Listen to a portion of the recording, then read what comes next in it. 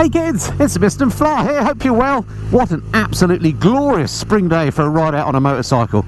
And I'm thrilled today to say I'm out on another BMW R9T variant. I've ridden all sorts of versions of this now. I've ridden the Racer, the Urban GS, the Scrambler, the standard bike, and now today we're going back to basics, I'll say in quotes, because this is the R9T Pure, a bike that's kind of built with customisation in mind. It's stripped back compared to the other bikes, and it comes at a very reasonable price too. So stick around and stay tuned. I'll tell you what I think of this, the basic R9T Pure.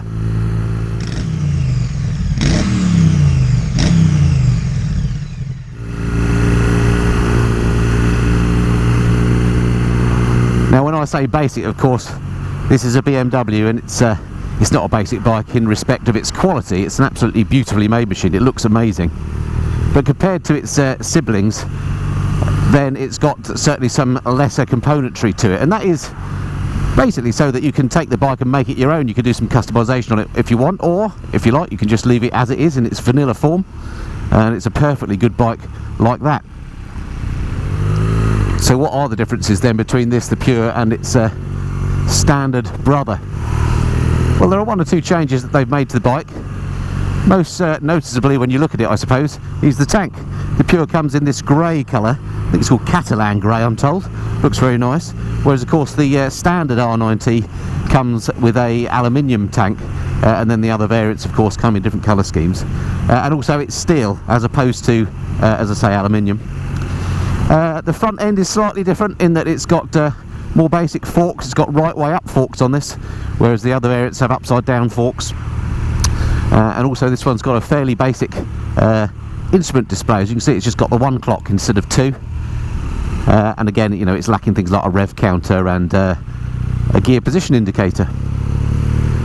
There are one or two other changes as well between this bike and the standard R9T, and I think this has got the back end off of the Racer actually, although in terms of handling and feel at the moment I can't notice any difference between this and the standard bike, but then maybe I've just got a very insensitive backside. So just while I'm trundling out of town then, how does the bike feel generally speaking? Let's go through the practical items. First of all, mirrors work beautifully well. These are the standard BMW mirrors that I've seen on the GS and others. They work absolutely fine. Look at this right hand one here. You've got a slightly different angle to me, but I can't see my arms or my shoulders at all in there. I'm just looking out the back, so they work beautifully. Riding position is very, very comfortable. My legs are at a slightly acute angle. Not super sporty, but it doesn't feel like you're sitting on an armchair either. You're slightly leant forward, but nothing extreme, and the handlebars are nice and wide, so you've got great leverage on the bike.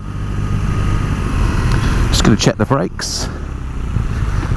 Yeah, the front brake works absolutely fine. I'll just get around here and try the back one, nothing behind me. Yeah, back one works fine as well, and that actually is one of the other differences between this and the standard R9T. It has axial mounted front brakes, slightly lesser Brembos I think than the standard bike, which has radial mounted brakes. And again, as a bog standard road rider, for me personally, I wouldn't be able to tell the difference between radial and axial mounted brakes in terms of their use. I mean, I know what the difference is, but they don't feel any different to me. Just talk about the comfort on the bike. The seat on here feels quite hard. You can move around quite a lot though. You can sit right back if you want to, or you can move right forward. So it caters for lots of different sizes, I think, of people.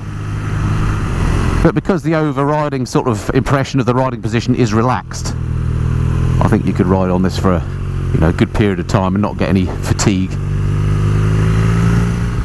Right, I know where I want to go, I just can't quite remember how to get there, so let's head up this way. Got a lovely note on the exhaust on this. This one has the standard exhaust. Actually, this isn't where I want to go. Bother. And it sounds lovely. It's got a nice low burble to it. And of course this R9T has the older version of the Boxer engine, the air-cooled version. So there's quite a bit of rock and roll when you ride it.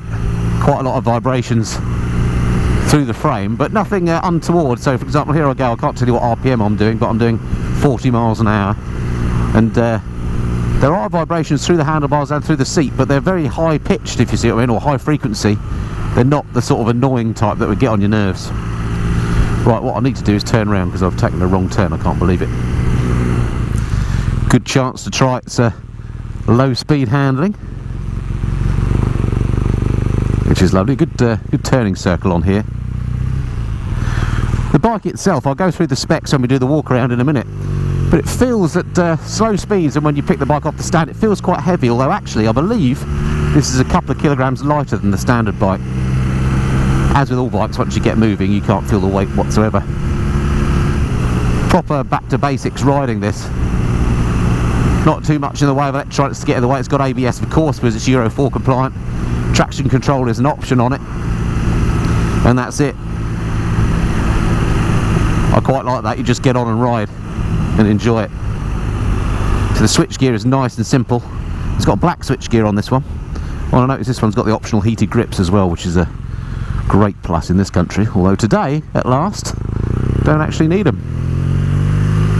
Right, let's just have a quick squirt on this faster bit of road, see how she goes. And the answer is absolutely lovely.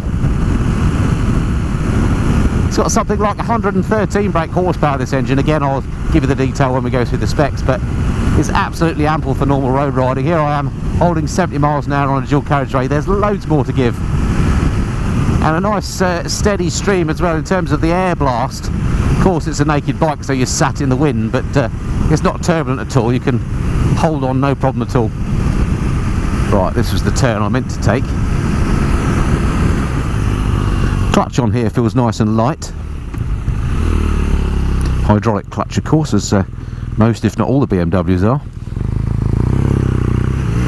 It does sound good, this engine, as you pull away. I love it. I have to say the handling on here is lovely. It's light and flickable in the turns. And thinking back to the other R9T variants I've ridden, I really can't see that you're losing very much here. In terms of its rideability, it feels beautiful. And this bike is significantly cheaper than the standard R9T. I think this comes in at something like 10,100, whereas the standard bike is nearer 12,000. Again, I'll give you the detail when we do the walk around shortly. I'm just going to find one of my favourite spots to do the walk around up here.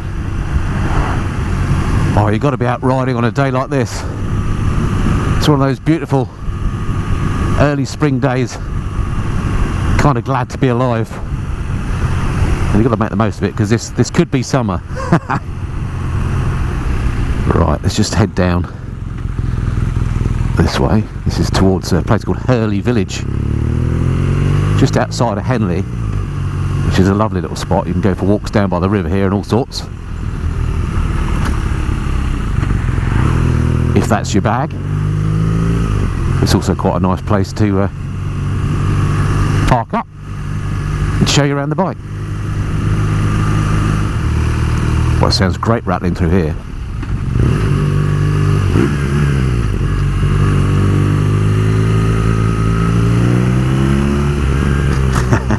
Engine note is just rattling off these walls. It sounds fantastic. The locals may not agree. Right, let's just stick it down here in the sunshine and I'll show you around the bike. Okay, find neutral. There we are. We have got a little neutral light, so even though you haven't got a gear position indicator, you do know you're in neutral, of course. Dinky little stand, which is actually stiffer than it looks. And she leans over quite a long way. Right, let me show you this beast then. Here she is, BMW R9T Pure. As I say, the sort of cut back version of the bike, if you like, but as far as I can tell, there's no shortcuts in the handling and the riding experience. Absolutely beautiful. Okay, let me get my phone out and we'll do the walk around and I'll talk you through the spec in the usual way. Okay, here she is. Let me just open my visor, get a bit of air in.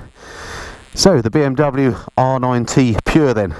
So let me talk you through the specs. This one, as I mentioned, has got the older Boxer engine. This is the 1170cc air-cooled Boxer engine. Here we go. Which has got bags of character. And, you know, if you like sort of classic engines, then this is one for you. In terms of its power, it actually puts out 108 bhp. I think I said 115 earlier. I think actually that's the water-cooled one. So yeah, 108 bhp, but it doesn't feel underpowered at any point, and that's at 7,550 rpm. Torque-wise, 86 foot-pounds at 6,000 rpm, or that's 116 newton meters if you're in the new money. Brakes at the front, I mentioned these are slightly lesser brakes than what you get on the standard bike. These are still Brembos, but as you can see they're axial mounted rather than radial, and these sit on 320mm twin discs up the front. At the back we've got a twin pot, and there we go, it's a BMW branded brake on the back, and that's a 265mm disc on there. Suspension on the front, that's another one of the differences. You've got a what we're calling right way up fork. Upside down is so common these days, aren't they? But here we are. It's a right way up fork on here, and that's a 43mm jobby. Well, again, on the standard bike, that's an upside down one, slightly beefier. And on the back, you've got the obviously single-sided swing arm, and it's a shaft drive, so no chain maintenance, which is rather nice. And it's this standard paralever suspension that BMW does on the back end. Seat height on here, pretty low, 805mm. And you can get your feet flat on the floor, which is rather nice. Weight, 219 kilograms wet, so actually not that heavy, to be fair. It just feels heavy when you lift it off the stand, I think because it leans over at such an angle. Well, that's what I thought anyway. Tank capacity, 17 litres usable in here, so it looks quite big. But actually, I suppose that's not that huge, is it? But good enough for the sort of riding I think you're going to do on here. Electronics, as I say, it's got ABS as standard, and then things like traction control come as an option. Price, 10,100, compared to, for example, the Racer, which is 10,900, or 10,650 for the Scrambler. Let's not go on the road or I'll get killed. Or 12,300 for the standard bike. Also, you can get all sorts of options for it to make it your own. You can get some spoke wheels that this has already got. As I say, traction control, optional LED indicators, the heated grips that this one's fitted with, which is a great idea. And there's all sorts of highly customisable bits like cylinder head covers and different back end seats, all sorts of stuff. There we go. So that's the R9T Pure. Let's jump back on her then and ride her some more. Alrighty, so we haul her up off the side again once she's off. It's a fairly short stand, that's why it feels like a haul. But as I say, seating position wise is nice. And my feet, I'm 5'8", look, I'm flat on the floor. I've got no heels on these boots whatsoever, completely flat. So not intimidating bike to sit on at all. Right then, what I've got to do. Love that rock and roll when you start her up. And I don't know if you can see, you probably can't, but when I rev it, the bike moves to the right, you watch. That's not me doing that, that's just gyroscopic forces. Now some people hate that, but I actually think that's great and part of the character of these older Boxer, well I say old Boxer engines, it's of course a brand new engine but older style.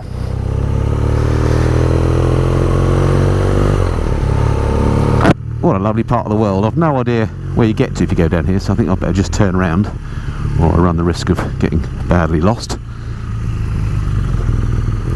I must of course thank my friends up at Barnstormer, these people, over at Maidenhead for lending me the bike for review as ever.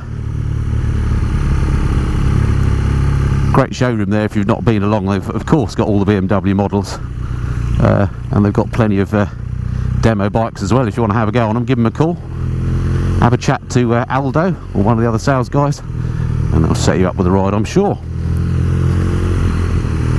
It's one of those days where you could just sit back and ride the bike all day. It's just a beautiful day for lazily riding along the, is this Oxfordshire countryside? Actually no, it's not quite Oxfordshire. I think this is probably Berkshire. Becomes Oxfordshire when you get to Henley, if I remember right. So what of competitors then for the R9T Pure? Well, I suppose there's quite a few bikes now, aren't there, in this sort of retro category. You could be looking at things like the Ducati Scrambler, but also of course the Triumph Bonneville T120, similar sort of price, or indeed the T100, and of course now as well the Kawasaki Z900 RS, which is a lovely bike that I recently rode. So we are very lucky, aren't we? We're in a bit of a golden era of motorcycles. If you like the retro style, there's plenty to choose from. And then of course if you go the R9T route, you've then got the dilemma of which one of the R9Ts do you choose. I personally love the Racer, which is only I think about £800 more than this bike. Bit of a more extreme riding position, but just had a real quality feel about it, and again lots of retro charm and character. And then I also love the standard bike, which is a lot more expensive than this, so you know, money no object. I think the standard bike is the one I'd go for, because it is a bit more blinged up. It's got some really nice quality touches that have been necessarily taken off of this to save a bit of money. But if you really want to go down the R9T route, and money is an object, and let's face it, it is to most of us, then for just over 10 grand you could do a lot worse than the R9T Pure. And then of course you have got a bit of a blank canvas to go ahead and customise it as you see fit and as funds allow. In terms of its riding, you don't have any, you know, for normal road riding like this, and I suggest this is the sort of riding that these bikes will mostly be used for. They're not really track day weapons, they're Sunday fun toys really. I hope I'm not doing it a big disjustice by calling it that. But for this sort of riding on the Pure, you're not sacrificing anything over the other bikes. Right, just coming into the lovely town of Henley now, and indeed this is the Oxfordshire border, just where the river here is, this being the River Thames.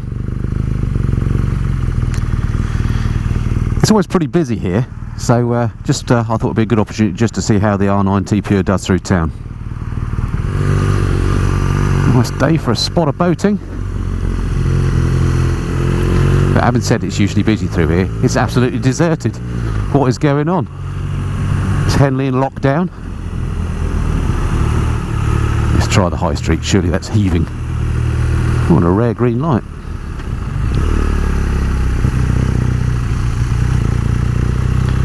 Here we go, this is the Henley we know.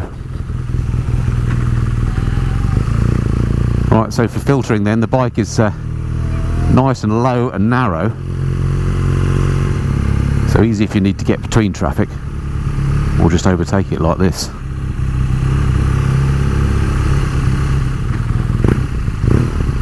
Also with this great engine note, hopefully traffic can hear you coming.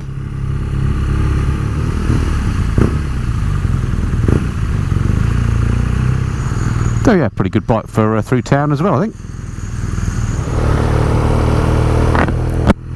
Don't think I can remember Henley ever being so quiet. Fabulous church they've got here as well. Aha, back over the bridge and back into Berkshire. I was correct. That's good, my geography's not as bad as I thought it was. Okay, so there we have it. That's my first impressions review of the BMW R9T Pure. As I say, the sort of back to basics in quotes version of the bike. Some of the bling cut back, as I mentioned, slightly lesser suspension, slightly lesser brakes, but and slightly lesser fuel tank and paintwork, but all that stuff doesn't detract from its rideability whatsoever. Rides really nicely, got a great engine note, it's quite comfortable, mirrors work well, clutch is nice and light, brakes work well too, handles really well, nice and light when you're moving, although it feels a little bit heavy when you're just lifting it off the stand, but that's the only issue with it really. I think money no object, go for the full-blown R9T, but if you're on a budget and you want to experience the sort of retro charm that this bike gives you, then well worth checking one of these out. Okay, I hope that's been of some interest to you. Look forward to speaking to you next time. Until then, this has been the Missenden Flyer. Cheerio.